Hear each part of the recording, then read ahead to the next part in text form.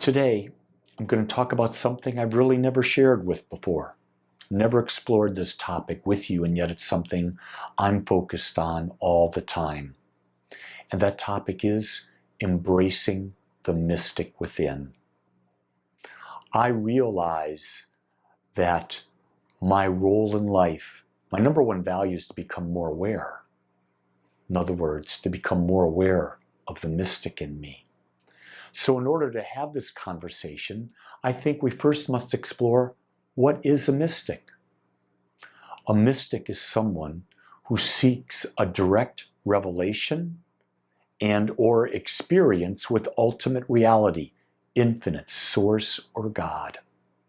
You can call it anything you want.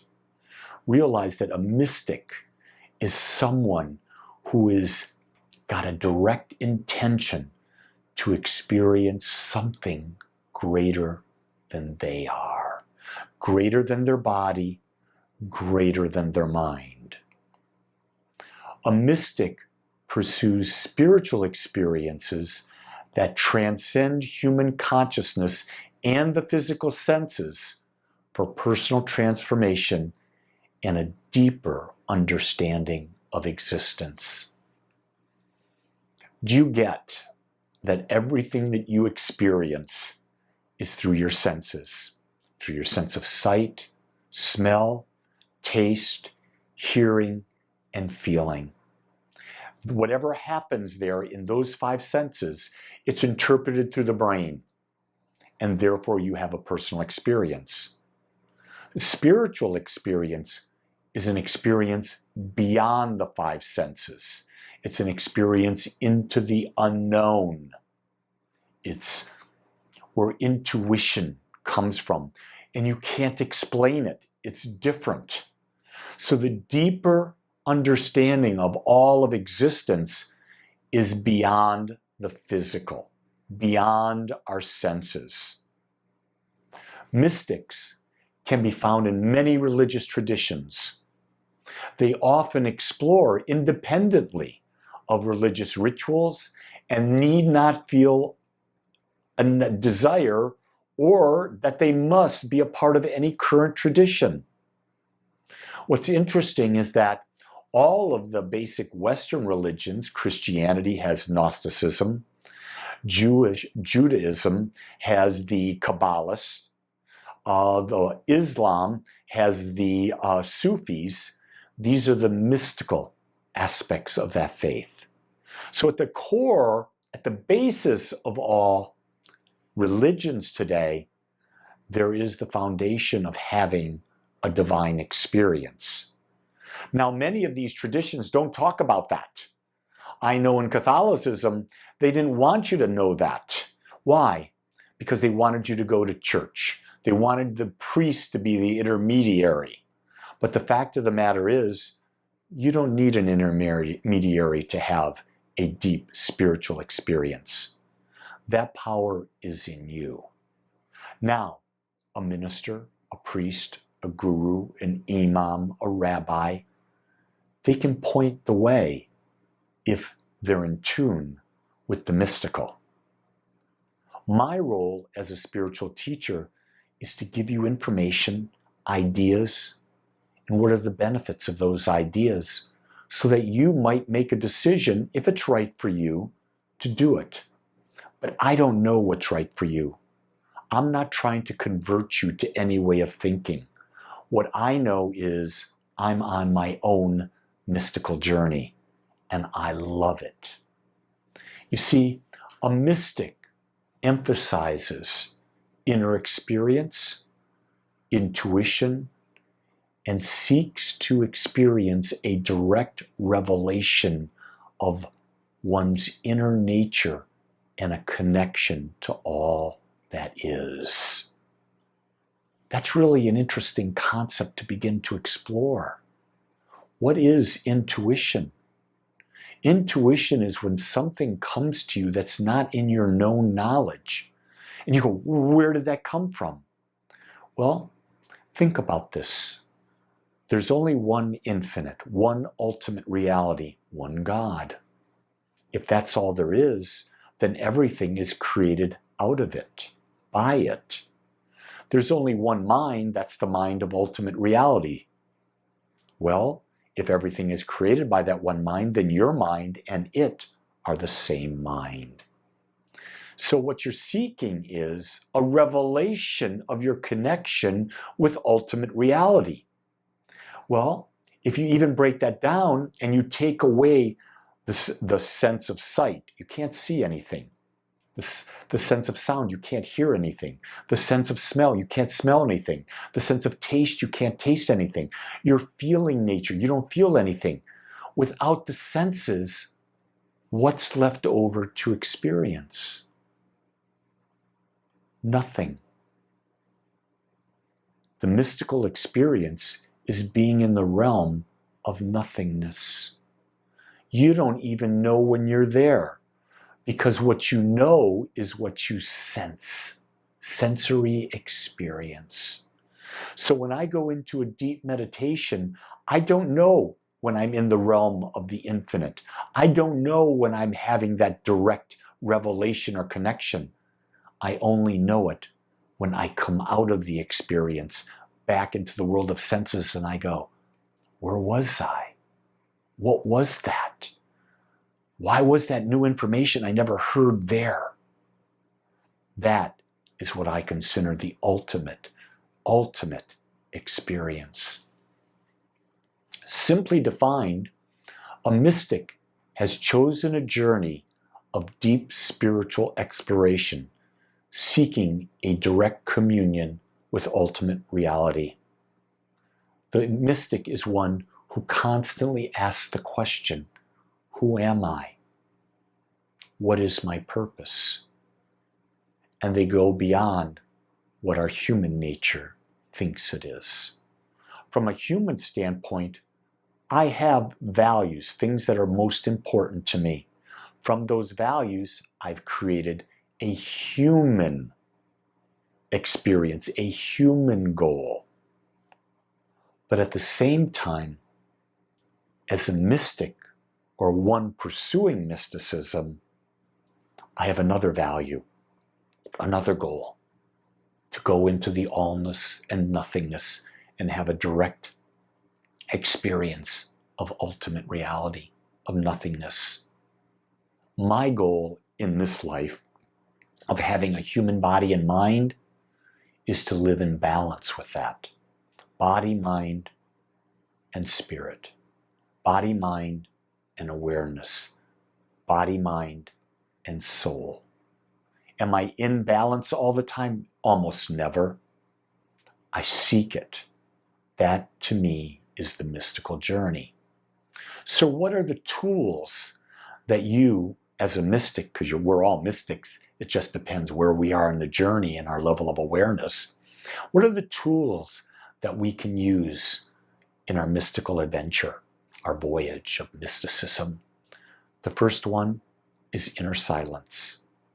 The second are contemplative practices. The third, sacred rituals. The fourth, living in the presence. The fifth, living with love and with empathy. Let's explore each of them to give you a better idea of what I'm referring to. Let's look at inner science, or silence. Yeah, inner science, that's perfect for that. Inner silence isn't just a state of the absence of noise, but it is a state of being where one can listen to the whispers of the soul and experience the presence of the divine, the complete sense of oneness. That's just being still and knowing the I am. What is the saying we hear all the time in Christianity? Be still and know that I am. Be still is the practice of inner silence. No questions, no nothing, just being still and fully becoming aware of your own awareness. The second tool, contemplative practices. These practices include meditation, spiritual mind treatment, a form of declarative prayer that we do in religious science, and mindfulness to open one's heart and deepen our connection to the divine within. These three practices are the basis of everything I do every day. I meditate every day, twice a day. I do spiritual mind treatment every day. And I try. Let me rephrase that because I don't want to say the word try. I embrace the possibility of being mindful in every moment, of every decision, every thought, every feeling that I'm having. Am I successful? Sometimes. All day long, all the time? No, because my ego mind runs rampant. But what I do is I build habits of thinking. When I build habits of thinking, that allows me to be mindful without even thinking. Instead of having habits of thinking that I didn't choose, that are taking me away from the experience of the divine. The third practice is of sacred rituals. Rituals can help mystics cultivate a sense of reverence, of gratitude, and a sense of the sacredness of all life. A very simple ritual is to have a gratitude journal and to every day write down things that you are grateful for that happened in your experience, your greatest successes, the times that you were mindful, the times that you were loving. I love what a ritual can do. In Catholicism, the act of communion. What does that really mean, that ritual? The idea of passing the host, the wafer, whatever it is, and taking and saying, this is the body of God. What you're basically saying when you take it, I'm acknowledging that I'm part of the oneness of all that is. The ritual of confession, what is that about? It's really a ritual about forgiveness. It's about finding the balance in life. But you don't need a priest. You don't need penance for doing that. That's the nonsense of religion, in my mind. But when you can come to peace with everything that's happened in your life, you're able to be in the moment. And guess what? It's in the moment that you have the experience of ultimate reality. You don't have it in the past. You don't have it in the future. You can only have it in the moment. And in order to do so, you got to clear away all of the attachment to the past. And that's what forgiveness does. The fourth tool is living in the presence. The mystic tries to be fully present in every moment, fully immersed in the richness and beauty of life's experiences. When you eat, are you fully present to taste everything in the food you're eating? Do you fully realize all that it took for that food to get onto your table? All of the planting, the growing, the harvesting, the cooking. When you start to live fully immersed in the moment, oh my God, food is so much better. If you're going to watch a football game, a soccer game, are you fully present watching the beauty, the art of playing that sport? That's living in the moment.